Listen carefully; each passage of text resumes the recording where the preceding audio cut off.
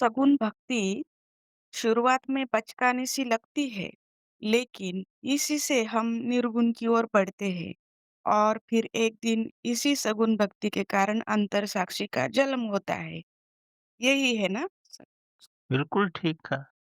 पहले तो सगुण भक्ति से ही करना पड़ेगा, निर्गुण में तो एकदम नहीं पहुँच सकते आप।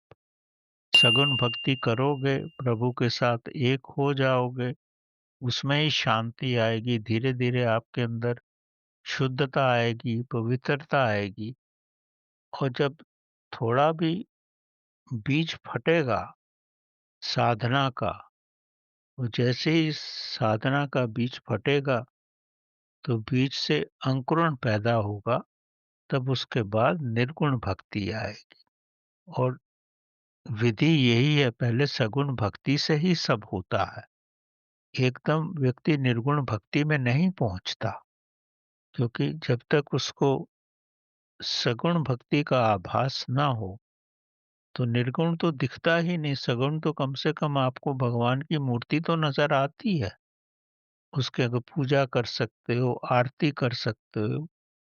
जब कुछ समय तक ये करते रहोगे, तब आपको लगेगा कि इससे तो केवल क्रियाकर्म ही है ये।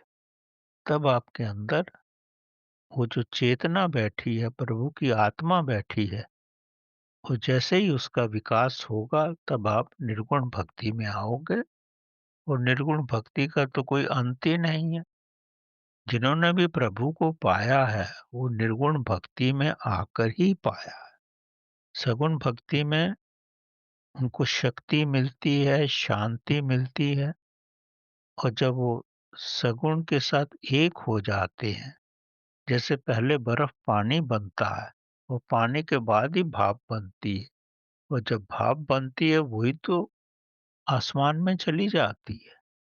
तो पहले तो हम बर्फ रहते हैं, प्रभु को समझते ही नहीं, फिर धीरे-धीरे पिघलते हैं, पानी बनता है। वो पानी बिल्कुल शून्य अवस्था में आता है, हमारा घमंड खत्म होता है। पानी जो है समुद्र के पानी में मिलता है, तब सूर्य के प्रकाश से उसका भाप बनती है और फिर हम प्रभु के साथ एक होते हैं। तो ये बड़ा साइकिल है और ये साइकिल कितने जन्म का है ये सब कहना मुश्किल है। लेकिन पद्धति और विधि यही है, वो प्रभु जब चाहे कर सकते हैं। तो प्रभु तो सर्वशक्तिमान है, वो तो हर जगह विद्यमान है। जैसे ही हमारे सारे पुराने कर्म अकर्म हो जाएँगे, तो प्रभु हमको उस अवस्था में बड़ी सरलता से लेके आ जाएँगे।